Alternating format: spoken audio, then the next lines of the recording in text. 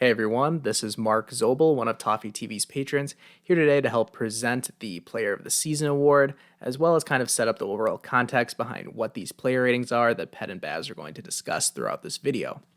The quick story behind what they're talking about is that after every single match, Ped gives his own player ratings in the form of the player ratings video.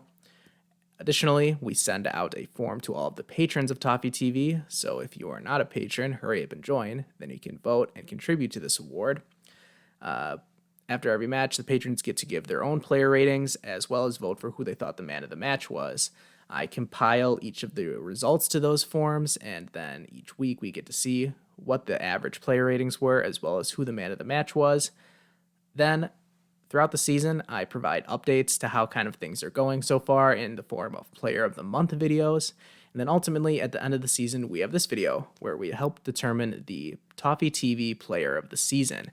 In order to do that, we're going to be looking at three main things. We're going to be looking at each individual player's season-long average rating according to PED.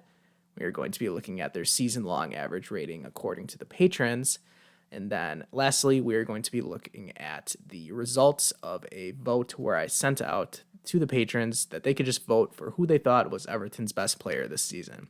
Didn't have to think about it mathematically or go through some formula like the player ratings portion of the video did. They just had to straight up vote who they thought was Everton's best player. And so through those three things, by the end of this video, we're going to determine Toffee TV's Player of the Season. Not exactly the most prestigious award when you are the 12th place team in the Premier League, but nonetheless, that's what we have to deal with. I'm just going to put up a graph right now of Richarlison's individual match scores. As you can see, very inconsistent performances. I think we can all agree Richarlison is one of Everton's best players, yet one of our best players lacks consistency basically in any way. His match ratings are high one week, low the next week. And really, if we want to make progress as a team and eventually start finishing in the European places, we're going to want to see a much more steadier, hopefully higher average rating as well. So with that being said, I just want to say a quick thank you, not only to Ped and Baz for allowing me to do this, and thanks to them for sending out each of the forms after every single match and allowing the patrons to vote for that, which brings me on to the second group I want to thank, being the Toffee TV patrons. Your participation in all of this has allowed me to keep track of all this information, which, by the way, is kept in this kind of complicated Google Doc. It's not really that complicated, at least to me. It's kind of messy, but anyways, that's where all the information is stored. And big shout out to everyone who has voted on these throughout the year. Your participation is crucial to all the work I've been putting in. And lastly, if you haven't already, please join on Patreon. If you become a Toffee TV patron, take it from me, someone who has been a subscriber since day one. You get all kinds of early content. So the same stuff you watch on YouTube just puts out earlier. The live shows that they do 4 days a week, that goes on there, which includes the patron phone-in show. That's an exclusive call-in show that only patrons can participate in. And in order to participate in that, you have to be a member of the patron Discord forum. That Discord forum is something I'm a big fan of, big contributor in. And if you have any questions at the end of this video, I highly suggest going to that Discord forum where we can discuss things further. With that being said, once again, thank you Toffee TV for allowing me to do all of this, even though, as you'll probably mention, it's just free labor that you guys are taking advantage of, so you're welcome for that too. But regardless of that, without further ado, Baz and Ped, take it away. Welcome to Toffee TV. We've been going through the season reviews, stage by stage. Now it's time for the player ratings. My player ratings conducted over the season, so this is scientific. It's not just thrown to get... No, it's not just thrown to get the end of the season. I'm not just throwing an arbitrary number out there. Mark Zobel, one of our patrons, every week puts together the numbers for not only myself, but we do a poll every week as well on Patreon, where people vote and those numbers are put together, and we find out who's the player of the game. So just some of the things I've let Mark dictate this. Okay. So he says players must have a minimum 13 appearances. That's it. Interesting. So Leighton Baines is not in the consideration. Scandal, I tell you. He says usually an average rating is considered either a 5 or a 6, using all of the player averages for the whole season. He says he's created a team average rating, which basically means the entire squad's rating across the whole season. Should be interesting. My team average was 5.7 for the entire team, the whole of the season. The patrons was 5.67. So basically, if a player's average is above 5.7, then they were below average. If it was below 5.7, then they were below average for the season. Yeah. If their rating is 5.7, then they were above average player for us this season. So let's get into it. Jordan Pickford.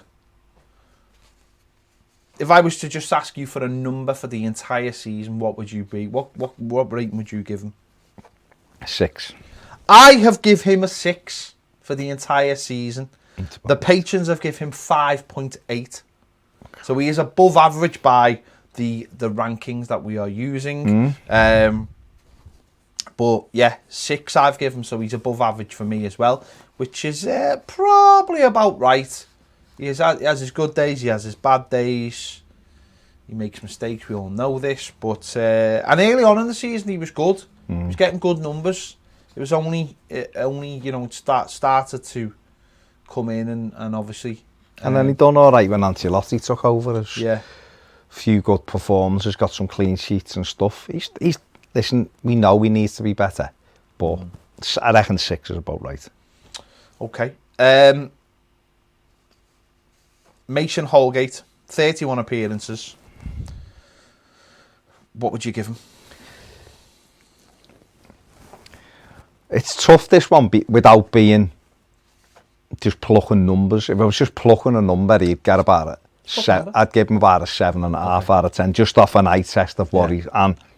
But he would be used on a different scale than others, because I would be using that on a lad who didn't start the season as a first choice centre back and ended up as one of our most important players, and that's why but I guess a proper average score over the season, I'd have him at somewhere around the 7 mark. Okay. I give him a 6.4. Okay. And the patrons give him a 6.5.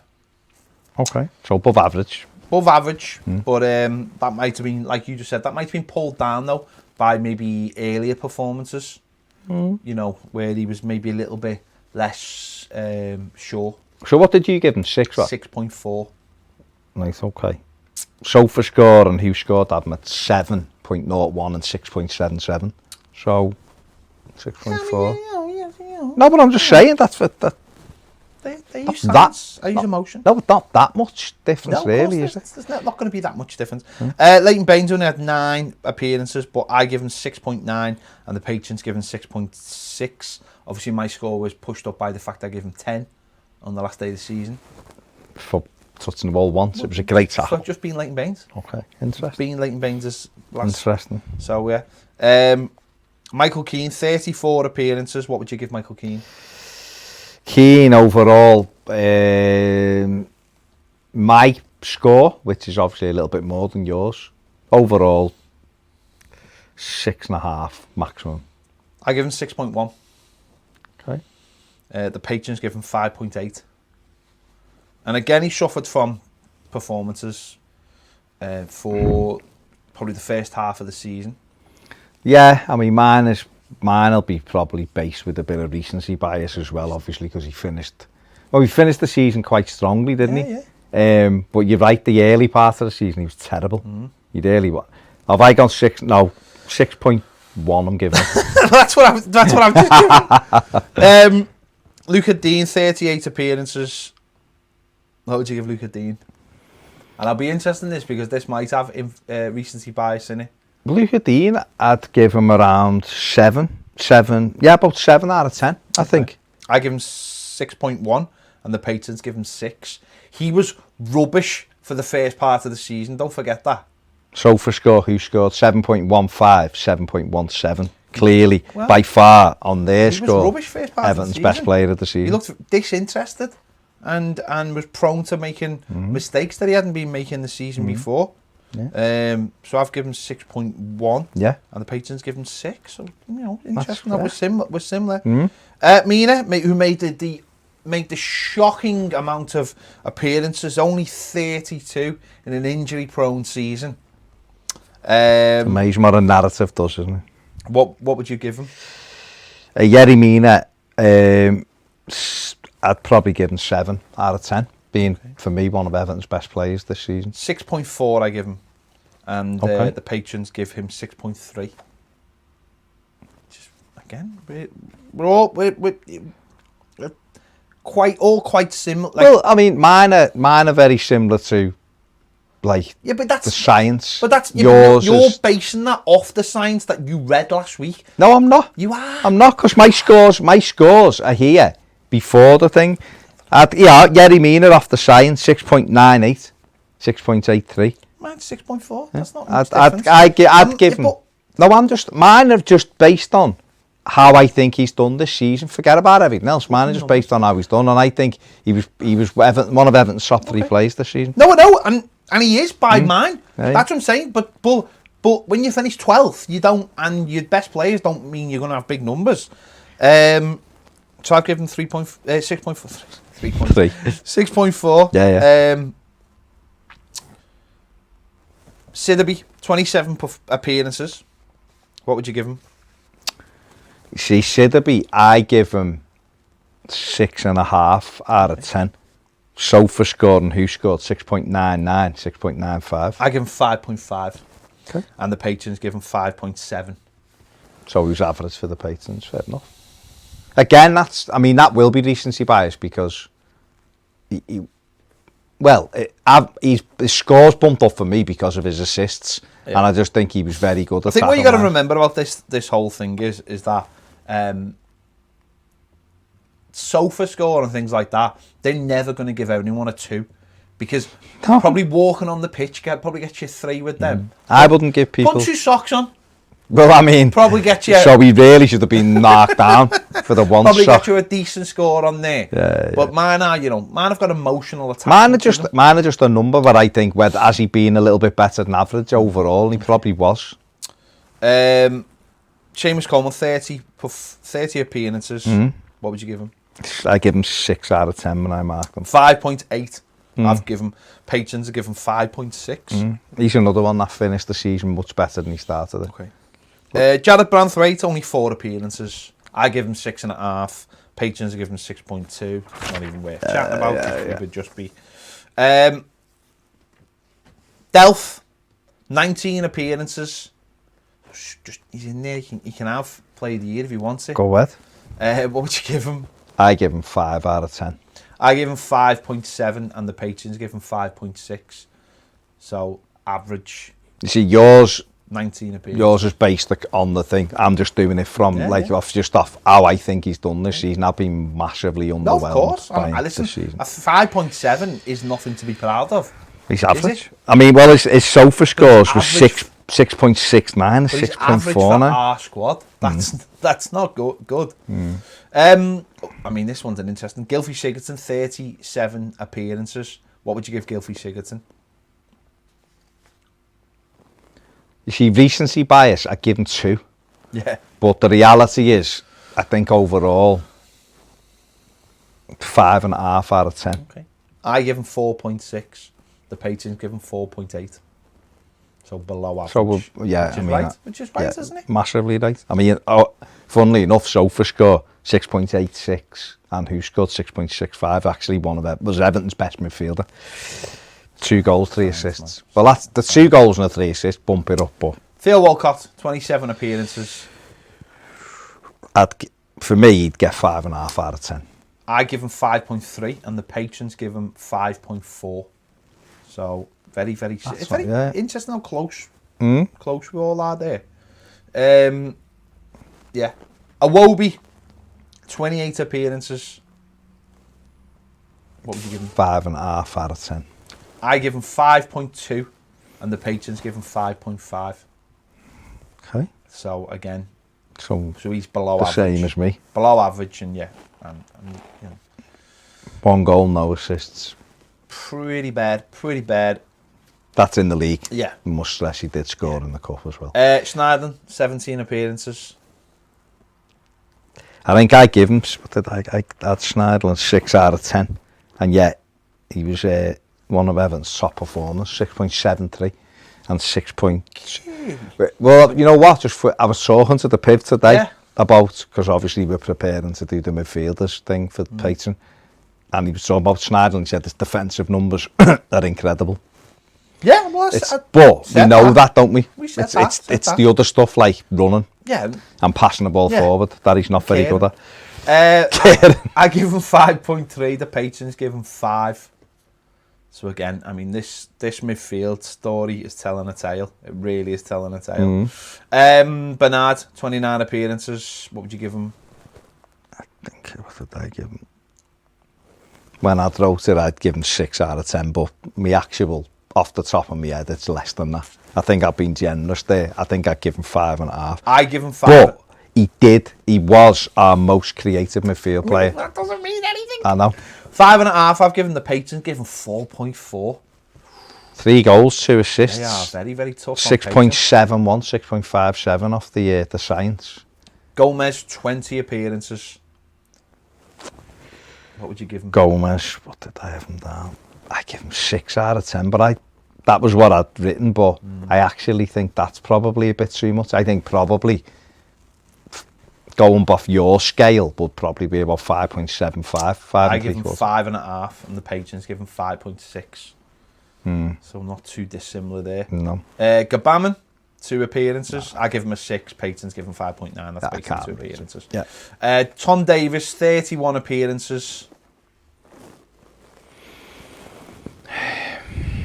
I'd written 6 out of 10, but again, he's another one I look at and I just think now, with the recency bias, I'd downgrade that to like 5.7 because I give him 5.2 and the patrons give him 5.5. Yeah, I think to be honest, I've been a bit generous giving him a 6. I think probably 5.5 would be right. But I mean, the midfield, 30 games he played in the Premier League. The midfield, there's only actually Delph, amazingly for me, who actually makes it to the average score, which is 5.7.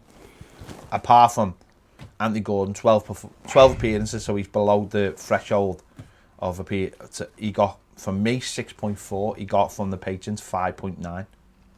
6.68, 6.46 from the science. I give him 6 out of 10.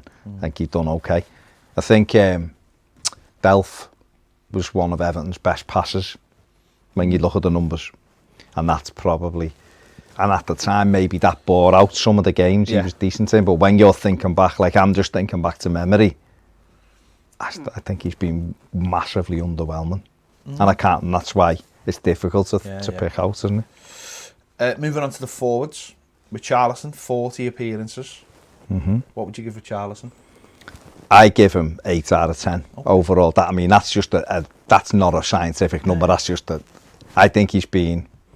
That's probably half a mark too generous, to be fair. It's probably a 7.5. But for me, him and Luca Dean have been our best 2 players. So Richarlison edged it because I think he's a match winner. So that's I give him 6.3, and the patrons give him 6.3 for the entire season. See, you can be pulled up and down. That's the thing. You can have big numbers, but then if your average game is only a 6 every week, but you're going to be pulled down. So I've given him 6.3. Overall, he scored 7.09 and 7.23. I know. Dominic Calvert-Lewin, 40 appearances. 7 out of 10. I give him 5.8 for the entire season. The patrons give him 6. But that's probably right though, because until Duncan took over, he wasn't very good. He'd scored 4 goals, I think, for Silva. Got 1 at Bournemouth, 1 at Brighton, and he got 2 in the cup. And then Duncan took over and put a partner with him, and he looked like a different lad. And so therefore, me looking over the season, obviously the second half of the season he finished strongly. So season. 7, probably about right for me. I mean, it's 5.8 for me. Yeah. No, well, that's right, isn't it? Because that's what you're. Tosin, 8 appearances. I give him 5.3. The patrons give him 5.3. I didn't even bother. No, I know. That's what it was. Tosin, 5. Okay. Moise Keane, Awful. 33 appearances. 2 goals, 2 assists. I give him 5.5 out of 10. 5.5, and the patrons give him 5.5. So there you go, science. I think, again, another one who could be massively better. But then again, that's coming off the bench a lot of the times. And my numbers when people come off the bench are more naturally generous, I think. Because I can't find... It's harder to find fault in players when they come off the bench. But then he was terrible come off the bench. He has 3 appearances. I give him a 4. The patrons give him a 4. 1. The patrons give the managers a rating. I never did this. The patrons did this. Yeah. Okay. Silver, 17 games. I got a 5. That high? Surprised. Well, generous guys. These nice, lovely people. Duncan Ferguson, 4 matches. 8.1. That's about right. And Carlo Ancelotti, 21 matches. 6.8. Yeah, that's probably. Yeah, I'd say they're quite fair. Them ratings, really. So, play the season from my player ratings. Yeah. Oddly enough, this doesn't actually match what I actually think, but going off this. So, 3rd, Richarlison. 2nd, Mina. And the player of the season, according to the player ratings, is Mason Holgate. According to my Fair enough. the patrons, they had Mina in 3rd. They had Richarlison in 2nd. And they had Mason Holgate in 1st. So Mason Holgate won my player of the season and the patrons in the player ratings. Interesting. Which is interesting, isn't it? We've come to the same conclusion. I think my 3 would have been Richarlison, Luca Dean, and then Yerry Mina, then Mason. Mason would have been the top 4. Okay. Honourable mentions from the patrons' vote. Okay, honourable mentions. Received vote, but not enough for top 4. Mina, Coleman, Davis. Delph. What? Hang on. Dean, 5% of the vote, 5% of the vote. Calvert-Lewin, 6% of the vote, 3rd. Holgate, 35% of the vote. Richarlison, 52% of the vote. So that must have just been a straight-out vote for player of the season by the patrons. Oh, based not on thingy. Based on just what they thought. Who was the player of the season? I get it. Yeah. Yeah. Let's have a look. Some other mentions. Richarlison won the patron vote of player of the season. Mason Holgate had the higher average ratings over the course of the season, according to myself and the patrons. But Richarlison won it. Despite myself and the patrons having Yerry Mina top 3 highest averages, he only got 2 votes in the patrons player of the season vote. Isn't that interesting? Again, recency bias. And on the other hand, Dominic Calvert-Lewin had a much lower rating, yet he finished 3rd place in the patrons player of the season vote. That's interesting. And the top 3 man of the match recipients are 3rd, Keane and Mina got 6 each. The patrons had Pickford, Dominic Calvert-Lewin, Sidibe and Davis. They got 3 each. 2nd, Pickford and Holgate got 7 each. That's off me, Pickford. Holgate got 4. And 1st was Richarlison and Dominic Calvert-Lewin got 8 each. And Richarlison was 1st for the patrons. So Richarlison and Dominic Calvert-Lewin got the most man of the matches, which is probably right. That shows you second half of the season how much it affects, because I imagine most of them were the second half of the season. So whichever way you cut it, Richarlison is key. Yeah, I'm sure if you went through it all, you would find Richarlison was the common denominator in it all. He's the average. So there you go. So I was right, he's the player. There you go. They're the player ratings, from over the season. Some of it makes sense, some of it doesn't make sense, but that's the way it is, isn't it? It's good to do it that way, so you can get an idea of what's gone on over the season. So big thanks to Mark Zobel for helping us out all season. Done a great job, and he knows his stuff as well, because I think he won the Predictors League or something as well. He's the man. So he obviously knows his stuff. He needs to do more stuff He for does us. need to do more stuff. So big thanks to Mark for doing that. And yeah, there you go. Let us know your thoughts. Because as I say, these will... People will just go, what? What a load of nonsense. But these are the numbers over the season. And I don't use science. I use heart and mind. Usually more heart. Yeah, It's it is just hard. purely rage during the season. But there you go. Let us know your thoughts in the comments. You agree? Do you disagree with my play of the season and my rankings? What Baz's give you as well? Do you think they should be higher? Should be lower? Let us know. There you go. Give this video a like. Subscribe if you haven't already. If you want to join us on Patreon, where we have all these votes and man of the matches and all the rest of it, and you can get involved, please do. The link is in the description. Thanks for watching. See you later.